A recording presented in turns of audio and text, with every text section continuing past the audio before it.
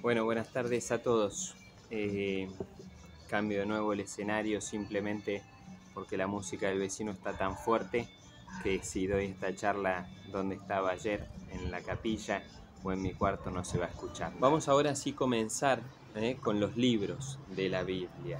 Yo lo que fui haciendo es lo siguiente, voy tomando algún libro como representación de distintos libros. Por ejemplo, de todo el Pentateuco, no voy a dar una clase sobre el Pentateuco, que el Pentateuco son los 5 primeros libros de la Biblia, sino que tomo el Génesis.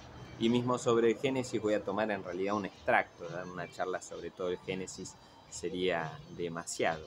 Voy a tomar un extracto, que es el relato de la creación, uno de los relatos de la creación, y a partir de eso vamos a ir charlando un poquito sobre el Génesis. Eso es lo que pretendo hacer ahora.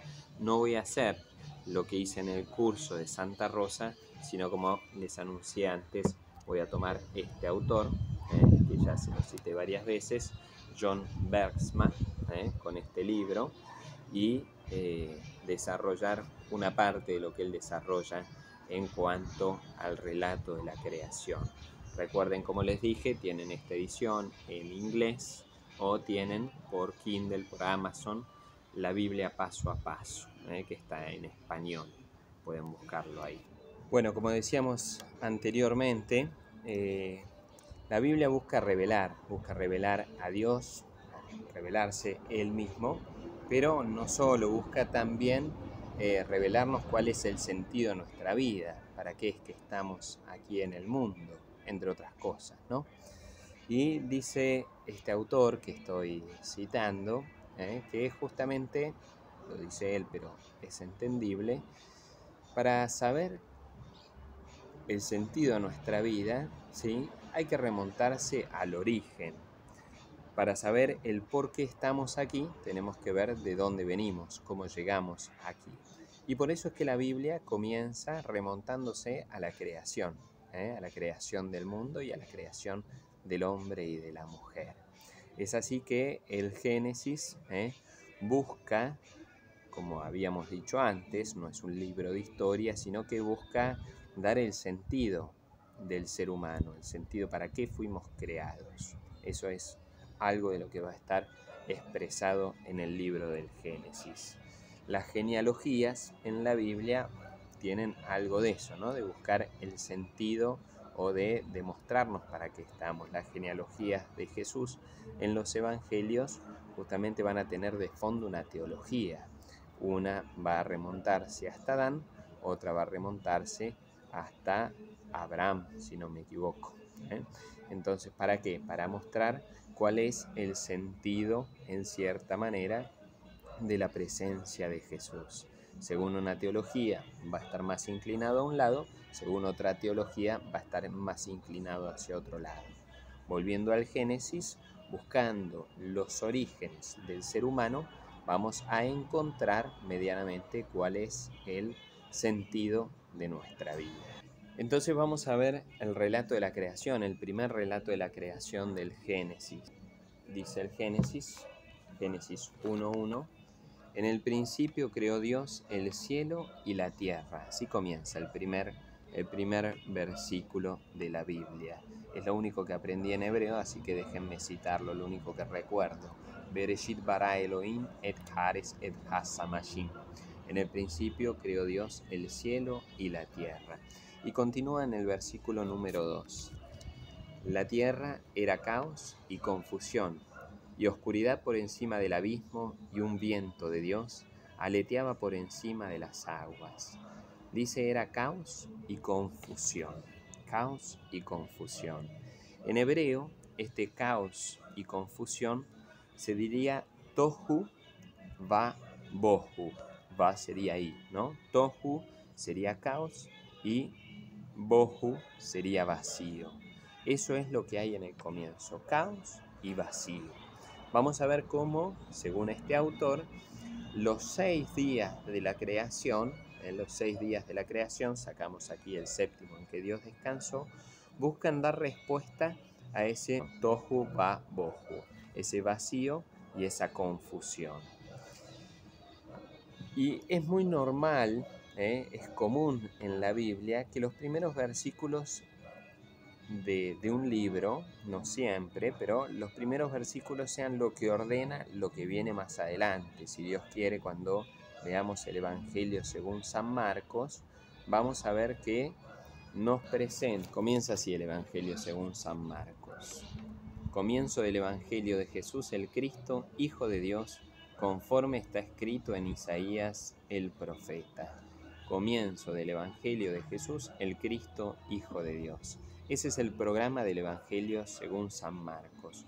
La primera mitad, por así decirlo, del Evangelio presenta a Jesús como el Cristo, el Mesías. Y la segunda mitad del Evangelio va a presentar a Jesús como el Hijo de Dios. De hecho, esa primera mitad termina con la afirmación de Pedro: verdaderamente tú eres el Cristo. Y la segunda mitad va a terminar, en cierta manera, con la afirmación del centurión romano, que una vez que Jesús expiró, va a decir verdaderamente este era el Hijo de Dios. Entonces, en el primer versículo, comienzo del Evangelio de Jesús el Cristo, el Hijo de Dios, se nos presenta el programa de todo el Evangelio. En el Génesis, en el segundo versículo, se nos presenta el programa, en cierta manera, del relato de la creación. Comienzo, dice: en el principio creó Dios el cielo y la tierra.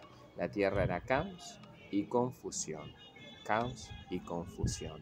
Entonces vamos a ver que el plan de la creación es poner remedio a ese caos y poner remedio a esa confusión que en realidad es vacío. Entonces los primeros 3 días, y esto va a haber un gráfico que hace el autor con dibujitos para explicarlo muy pedagógicamente, los 3 primeros días lo que Dios busca es ordenar, lo que busca es ordenar ese caos original. Y después ese caos original que fue ordenando cada uno de esos 3 días, lo va a ir poblando, llenando de criaturas.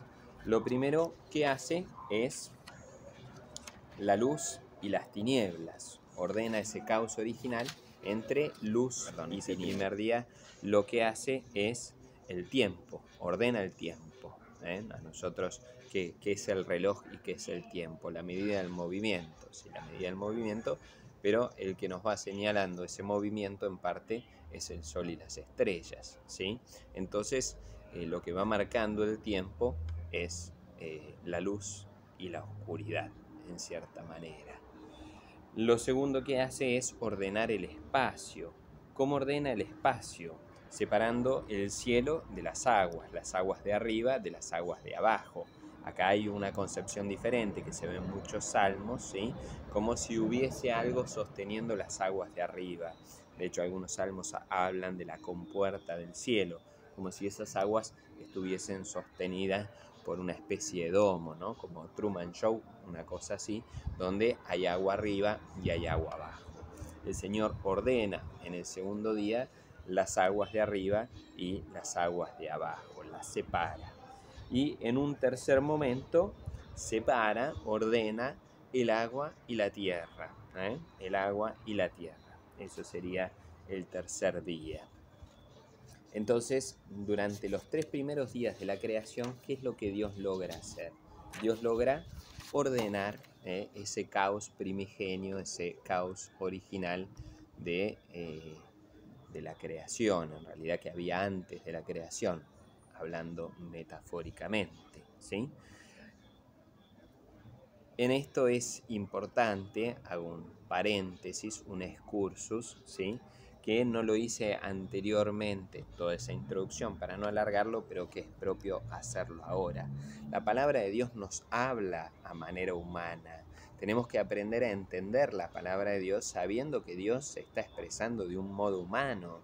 Dios hablaba hebreo, hablaba arameo, hablaba español. ¿Qué hablaba Dios o qué habla? Bueno, Dios se manifiesta, Dios está mucho más allá de nuestro lenguaje, pero para que podamos entenderlo, tenemos que escucharlo de modo humano. Entonces el Génesis, pero también todos los libros de la Biblia, nos van a hablar de una manera humana. En Jesús este hablarnos a manera humana llega a su plenitud nuevamente, ¿no? Pero cuando dice el Génesis, que Dios todos los días salía a pasear por el jardín. Bueno, ¿qué quiere decir? ¿Cuánto calzaba Dios? Por decir una idiotez, ¿no? ¿Cuánto calzaba? ¿Hacía ruido con las hojas cuando caminaba Dios? ¿Cómo se dieron cuenta? Escucharon, Adán y Eva escucharon que Dios se paseaba por el jardín. ¿Qué escucharon? Las hojas que iba pisando, venía cantando. ¿Qué es lo que escucharon? Bueno, la revelación se nos hace a manera humana, de manera que nosotros podamos comprender. ¿Y cómo comprendemos? Y comprendemos con parámetros humanos, con parámetros de las criaturas. Por ejemplo, insisto, en el comienzo creó Dios el cielo y la tierra. La tierra era caos y confusión. ¿Qué había antes del cielo y la tierra? ¿Qué había antes de la confusión? No lo entendemos, no lo podemos expresar. ¿Por qué? Porque el ser humano está dentro del tiempo y el espacio, ¿sí? Acá tal vez es volar demasiado abstracto, pero todos nuestros parámetros son espaciotemporales. No podemos pensar de una manera que no sea espaciotemporal. La Virgen María anda bailando conmigo acá. No podemos pensar de manera fuera del espacio y del tiempo. Entonces vamos a tener que ir escuchando muchas cosas desde nuestra perspectiva, desde nuestra comprensión. Y Dios, por su generosidad, se nos revela de manera que podamos comprenderlo, ¿sí? Cierro el paréntesis. Entonces, Dios, a través de estos tres primeros días, lo que logró es ordenar ese caos primigenio. ¿Qué es lo que va a hacer los otros 3 días? Va a ir llenando de criaturas ese caos que ya está ordenado. Primero es caos y vacío. Los 3 primeros días el Señor soluciona el caos y los otros 3 va poblando eso que había hecho de criaturas. Por ejemplo, ese cuadradito de blanco y negro donde habíamos separado la luz y las tinieblas, el Señor lo va a poblar del sol, de la luna y de las estrellas. Entonces ya aquel orden de luz y oscuridad ahora la tenemos poblada de los astros.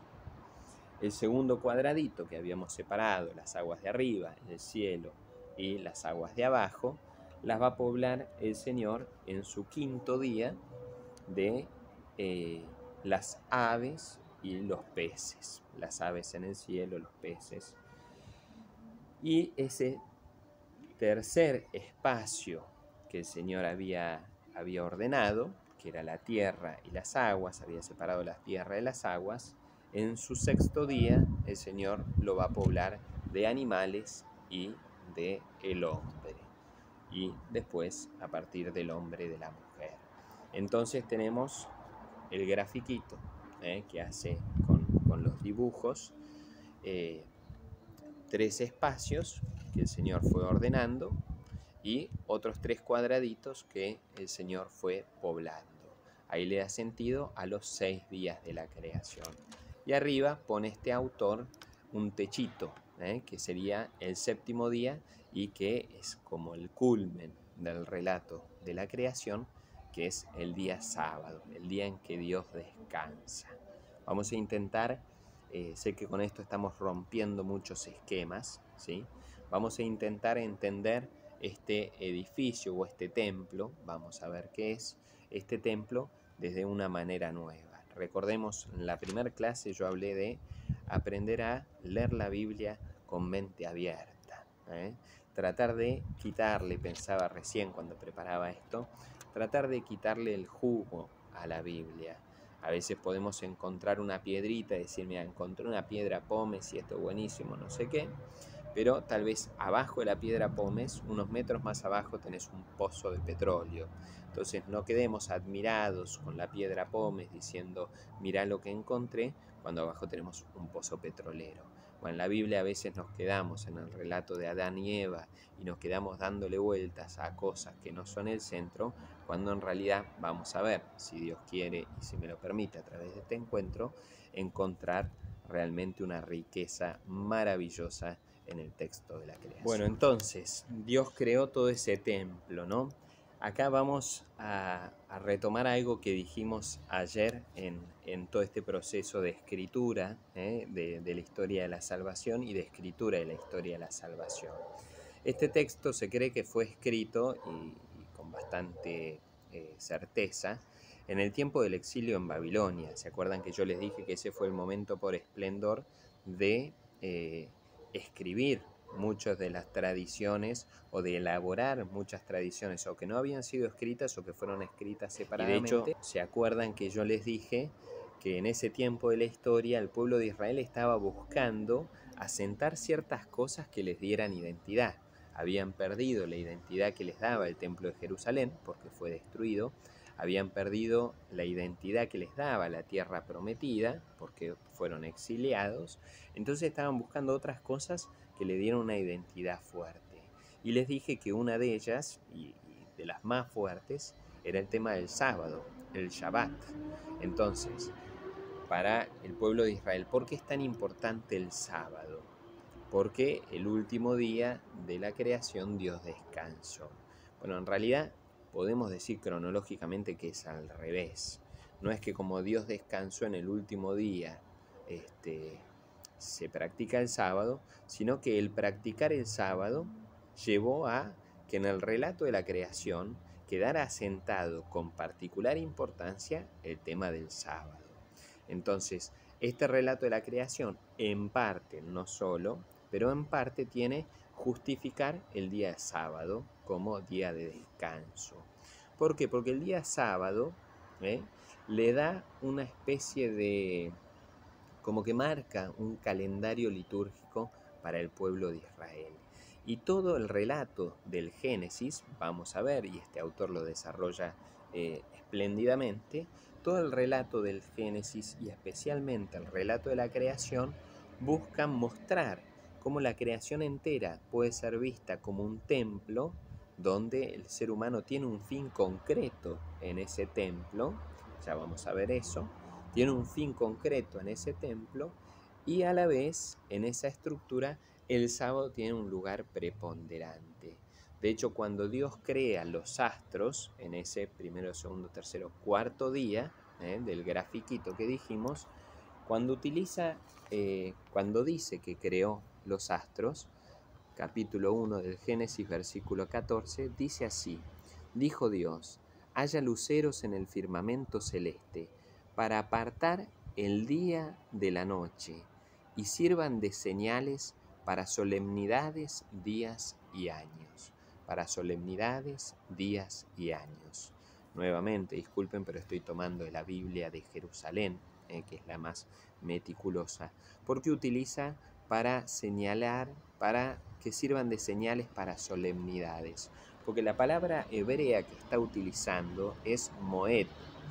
Alguna traducción puede que hable del calendario, pero moed expresa más específicamente el calendario litúrgico.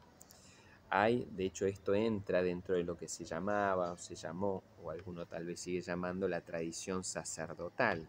Se creía que en el Pentateuco, o hay una teoría que habla que en el Pentateuco hay diferentes tradiciones, y hay una muy fuerte que es la tradición sacerdotal, que lo que busca es dar toda una mirada litúrgica de la realidad, ¿sí?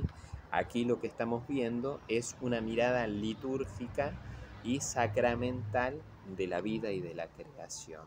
Entonces este primer relato de la creación quiere dar sentido y mostrar la importancia de esa liturgia y de ese sentido sacramental. Y más de uno puede preguntar con cierta, no digo ingenuidad, pero al principio cuando uno se va adentrando en estos conceptos bíblicos y va viendo la Biblia un poco más de fondo, tiene como una tensión de pensar que todo esto es un invento, ¿no? que está hablando, en este caso yo o el autor de este libro, están inventando y hacen tirar de los pelos ciertos conceptos. Después tal vez con el tiempo vamos profundizando y aceptando o viendo más la profundidad que la Biblia tiene, y para eso es este curso. Pero yo les decía que la idea es litúrgica del autor, los que componen esta tradición, tratar de darle un sentido litúrgico a la vida y a la creación, y de hecho y este autor lo desarrolla muchísimo, la idea de que el mundo es un templo. Entonces ahora vamos a ver eso cómo está esbozado en otros lados, que la idea, la creación es un templo. Si comparamos Génesis 2 del 1 al 3, dice así, en el principio, perdón, estoy leyendo el 1, Génesis 2 del 1 al 3. Concluyéronse pues el cielo y la tierra, y todo su aparato, y dio por concluida Dios en el séptimo día la labor que había hecho, y cesó en el día séptimo de toda la labor que hiciera. Y bendijo Dios el día séptimo y lo santificó, porque en él cesó Dios de toda la obra creadora que Dios había hecho. Eso, Génesis 2, del 1 al 3. Ahora, si vemos cuando terminan de construir el templo de Israel, en Éxodo 39, 32 y Éxodo 39, 42, 43, dice así, vamos a ver que el vocabulario y la estructura gramatical es bastante parecida. Así fue acabada toda la obra de la morada y de la tienda del encuentro. Los israelitas hicieron toda la obra conforme a lo que Yahvé había mandado a Moisés. Así lo hicieron. Perdón, era la tienda del encuentro, no era el templo todavía. Y 42-43 dice, los israelitas hicieron toda la obra conforme a lo que Yahvé había ordenado a Moisés. Moisés vio todo el trabajo y comprobó que lo habían llevado a cabo, tal como había mandado Yahvé. Así lo había hecho y Moisés los bendijo. Ven que la estructura de que vio, vuelve a repetir que lo vio, y después una bendición final. Hay una estructura similar. Para nosotros, y más de uno estará pensando, está inventando a lo loco, ¿no? Pero para la manera de leer, no lo hicimos en el curso introductorio y no da la vida para hablar de todo lo que tenemos que hablar, pero para el pueblo de Israel la manera de leer la Biblia y la manera de citar la Biblia es muy curiosa. Vamos a verlo después más adelante en el Nuevo Testamento, cómo hay miles de citas que sin citar, y hoy vamos a hacer algunas de esas, no dice como decía el Génesis, pero utilizando las mismas palabras o uniendo palabras que van juntas en algún momento de la escritura, la Biblia está citando. Insisto, nosotros ponemos un numerito y la nota al pie. Bueno, eso no existía en la Biblia cuando fue compuesta. Entonces, la manera de leer del pueblo de Israel la Biblia es eso. Una palabra nos hace recordar, ¿se acuerdan algo que hablamos o vamos a hablar en el Evangelio según San Juan? Constantemente Jesús habla de yo soy. Yo soy el pan de vida. Yo soy el buen pastor, yo soy la puerta. Está citando que el nombre de Dios, yo soy el que soy. Entonces Juan, sin decir, está diciendo que Jesús es Dios. Si en boca de Jesús está el yo soy, yo soy, yo soy, para todo el pueblo hebreo, yo soy implica Yahvé, el nombre de la revelación. Yo soy el que soy. Entonces, sin decirlo, Jesús está diciendo que Él es Dios. De hecho, cuando van a apresar en el Evangelio según San Juan a Jesús en el Monte de los Olivos, preguntan, venimos a buscar a Jesús el Nazareno. ¿Y Jesús qué dice? Yo soy, ego eimi sería en griego, ego eimi. Y todos se caen al piso. Porque se caen al piso porque estaba resbaloso, porque había rocío en el Monte de los Olivos. No se caen al piso porque frente al nombre de Dios todos los demás se caen. Está mostrando, sin decirlo, que Él es Dios. Entonces aquí, poniendo una estructura igual, está citando que la construcción de la tienda y la construcción del mundo, la creación, tienen algo que ver. Vamos a ver otra cosa que nos ayuda a entender esto. Salmo 78, versículo 69. Salmo 78, versículo 69. Recuerden ponerme en pausa y buscar la Biblia. Recuerden que los salmos tienen una doble numeración, la numeración hebrea y la griega. El que estamos citando sería el Salmo 78, entre paréntesis 77. Y en el versículo 69 nos dice, Se construyó un santuario como el cielo, como la tierra que estableció para siempre. Está comparando el santuario con la tierra y el cielo. Se construyó un santuario como el cielo, como la tierra que estableció para siempre. Y otro salmo que nos puede ayudar, de manera más camuflada todavía, es el Salmo 148, en el cual dice así: Aleluya, alabad a Yahvé desde el cielo, alabadlo en las alturas, alabadlo todos sus ángeles, todas sus huestes, alabadlo. Y ahí comienza: alabadlo sol y luna, alabadlo estrellas lucientes, alabadlo cielos de los cielos, aguas que estáis sobre los cielos. Y sigue enumerando: fuego, granizo, lluvia. Como toda la creación alaba a Dios. El fin de la creación es alabar a Dios. ¿Y dónde se lo alaba? ¿Dónde se reza? En el templo. Entonces, de una manera, insisto, no de manera tan lineal, se está justamente mostrando cómo toda la creación alaba a Dios y por tanto, en cierta manera, como toda la creación es un templo. Bueno, dejando un poco de lado la creación como tal y tratando de ir a lo que hablamos al comienzo, cuál es el fin del ser humano, cuál es el objetivo, para qué estamos aquí, vamos a poner el foco un poco más en concreto en el ser humano. Y dice en el versículo 26, capítulo 1, versículo 26 del Génesis: y dijo Dios, hagamos al ser humano a nuestra imagen, como semejanza nuestra. Hagamos al ser humano a nuestra imagen, como semejanza nuestra. Y recuerden esa manera de citar que tenía el pueblo hebreo. Hay otro lugar donde aparece esto, que alguien es imagen y semejanza de otra persona. Y eso aparece en Génesis 5.3, en el mismo libro, Génesis 5.3. Y dice: esta es la lista de descendientes de Adán. Y comienza a citar, y en el versículo 3 dice: tenía Adán 130 años cuando engendró un hijo a su semejanza, según su imagen, a quien puso por nombre Set. Imagen y semejanza es Set de Adán. Imagen y semejanza es el hombre de Dios. Está, sin decirlo, diciendo que el hombre es hijo de Dios. Entonces ahí tenemos la primera función, si se quiere, o el primer para qué estamos o quiénes somos. Somos hijos de Dios. Dicho en el Génesis, citando y a modo hebreo, pero dicho en el Génesis. ¿Qué es lo primero que es el hombre, el ser humano? Hijo de Dios. ¿Cómo sabemos eso? Porque fuimos hechos a imagen y semejanza. Después, toda la revelación va a ir profundizando en esto. Una segunda función que tiene el ser humano dentro de la creación.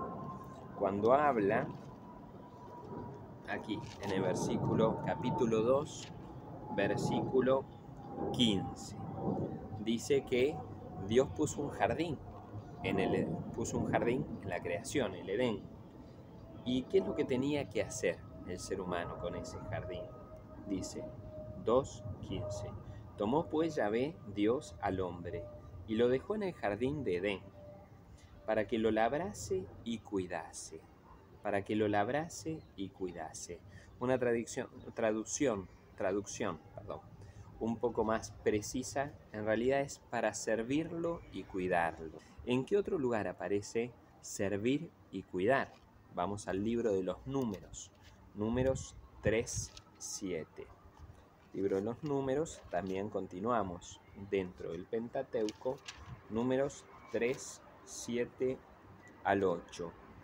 Y dice así, está hablando sobre los levitas, las funciones de los levitas. Harán su propia guardia, y la guardia que corresponde a toda la comunidad ante la tienda del encuentro. Son los encargados de cuidar la tienda del encuentro y de servir a Dios en la tienda del encuentro.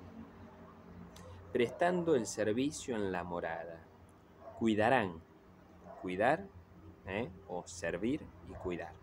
Cuidarán de todos los utensilios de la tienda del encuentro y harán la guardia, servir y cuidar. Cuidarán y harán la guardia, que vendría a ser el servir que tenemos aquí, ¿qué incumbe a los israelitas prestando servicio en la morada? Servir y cuidar. Servir y cuidar es lo que el hombre tiene que hacer en el jardín del Edén. Servir y cuidar es lo que tenían que hacer los sacerdotes en la tienda del encuentro. Función sacerdotal. Servir y cuidar, lo que tiene que hacer Adán como hijo de Dios en el Edén es la función sacerdotal frente a toda la creación, que recordemos que era el templo, ¿sí? Y todo esta connotación litúrgica que tiene la creación. Primero, ser hijo de Dios. Segundo, servir y cuidar, la función sacerdotal. Pero no se acaba ahí, hay otra función más, que va a ser la profética. ¿Cuál es la función profética? Perdón, vamos primero con la función real. ¿Cuál es la función real? Génesis 1, 26 y 28. Génesis 1, 26 y 28.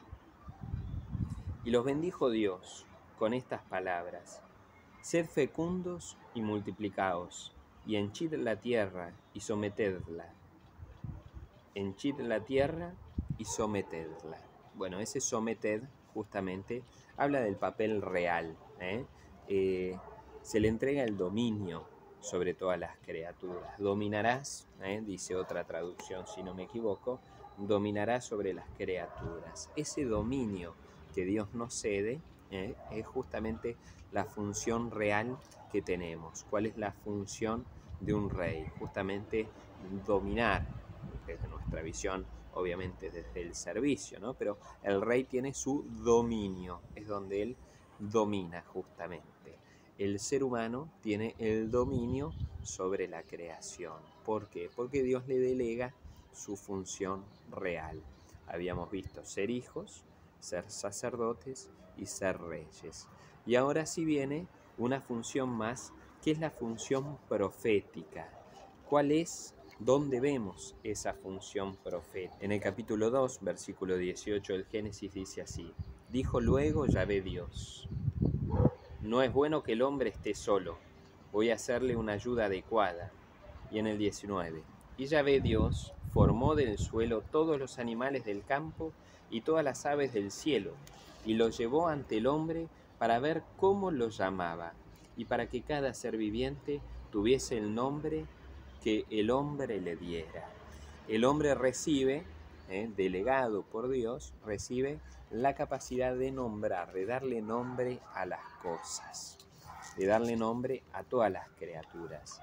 Para nosotros no nos dice mucho, pero es cierto que en la cultura semítica el darle nombre tiene una connotación enorme. Pensemos en cómo Dios le cambia el nombre a Abraham, en Abraham, le agrega esa H, le cambia el nombre. Cómo le cambia el nombre a Jacob y le da el nombre de Israel, y recibe con ese nombre la misión de ser el padre de esa gran nación. Cómo Jesús le cambia el nombre a Pedro y le cambia después el nombre a Saulo, le cambia el nombre de Simón a Pedro y de Saulo a Pablo. Entonces ahí vemos que esto del nombre no es una idiotez, sino aparece acá por pura casualidad. De hecho, en la experiencia en África que tuve, a mí me llamaba mucho la atención que la gente, nacían los chicos y todavía no le ponían nombre, porque esperaban que otra persona les pusiera el nombre o que algo que sucediera en la vida les pusiera el nombre. De hecho me pasó, y pobre niña, se terminó llamando, no, era un chico, Cayetano, que encima como no saben pronunciar la Y, le dicen Caetano, porque había nacido, fui a visitar a una chica del grupo misionero que había dado a luz a su hijo. La pregunta obvia es, ¿cuál es el nombre? No, padre, todavía no tiene nombre, me dijeron. Me dice, póngale el nombre usted. Y yo la verdad que pasaría a cualquiera, ¿no? Y no es moco de pavo para nosotros ponerle el nombre a una cosa, o ponerle el nombre, en este caso no a una cosa, a una persona.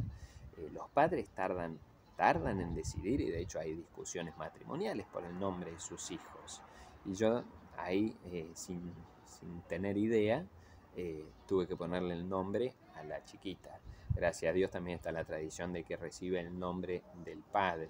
Entonces, no me acuerdo el otro nombre que tenía, pero el chico se empezó a llamar no sé cuánto Caetano, Caetano porque había nacido el día de San Cayetano. Bueno, entonces, ¿quién es el que puede nombrar algo? Aquel que lo crea, ¿sí? De hecho, hoy en día pasa, ¿no? Con ciertos descubrimientos, terminan llevando el nombre de aquel que lo descubrió, o con ciertas cosas terminan llevando el nombre de aquel que creó aquella cosa creada, valga la redundancia. Bueno, Dios le da al ser humano la capacidad, ¿sí? La prerrogativa de dar el nombre a aquellas personas, a aquellas cosas. Entonces, lo que hace Dios, por lo tanto, dice el autor, es delegar en Adán un privilegio divino, el derecho de poner el nombre a las criaturas de Dios. Y no solo eso, porque cuando Adán pone el nombre a las criaturas, en realidad está hablando en nombre de Dios. Entonces, en esto de poner nombre, en realidad lo que Adán está haciendo es hablar en nombre de Dios. ¿Quiénes son en la historia de la salvación? Los que hablan en nombre de Dios, los profetas.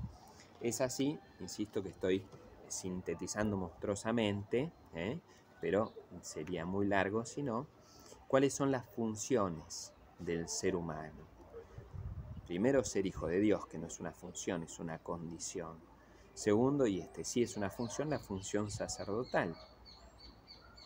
Después, la función real, tener el dominio sobre la creación.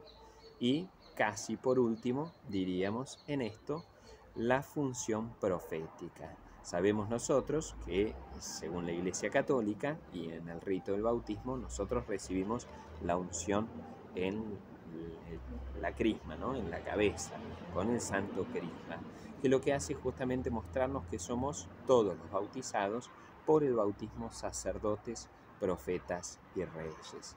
Todo esto está condensado de una manera monstruosa en el relato de la creación. Sin embargo, hay una última función que recibe Adán, que es que el ser esposo. En concreto, esposo de Eva, ¿sí?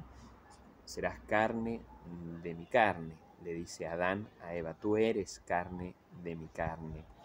Ahí hay un juego, ¿sí? En el nombre, en hebreo, Ish es hombre, Isha es mujer. Entonces hay un juego de palabras ahí. Tú eres, le pondré Eva porque es carne de mi carne, ¿sí? Ish, Isha. Ahora, en esa esponsalidad que recibe con Eva, en realidad está recibiendo una esponsalidad con toda la creación. Adán recibe en esa esponsalidad una alianza. Eso es lo que es ser esposo y esposa, ser marido y mujer. ¿Qué es lo que se hace? Una alianza. Una alianza, que la alianza es sintéticamente, habría que leer todo el libro, y los invito nuevamente a hacerlo. La alianza es volverse familia a aquellos que no son. Los dos ejemplos más claros que tenemos es la esponsalidad, marido y mujer, y la adopción. Aquel que no es mi hijo, lo tomo como hijo. Aquel que no es de mi familia, lo tomo como esposo o como esposa. Lo que Adán está haciendo en esa esponsalidad es contraer una alianza, que esa alianza va a marcar toda la historia de la salvación y va a marcar nuestra fe. Esta es la alianza nueva y eterna derramada por muchos, decimos en la consagración. Esa alianza va a llegar a su plenitud nuevamente en Jesucristo. Entonces, para terminar, ¿sí? Hemos hecho una corrida monstruosa, pero vimos como en el relato de la creación, en realidad hay un pozo petrolero, hay una profundidad gigantesca, hay una riqueza inmensa. Insisto que muchos sentirán que se tironean los textos, lamentablemente no nos permite el curso ahondar más, hay bibliografía a patadas para esto, pero poder ver la riqueza que hay condensada solamente en un relato, que es el relato de la creación. Si aprendemos a leer la Biblia con el sentido con que fue escrita, con el mismo espíritu con que fue escrita, algo que ya hablamos bastante, vamos a darnos cuenta la riqueza, la anchura, la longitud, como decía Pedro en su carta, que tiene la revelación para nosotros y cuánto jugo, cuánto podemos nutrirnos de ella.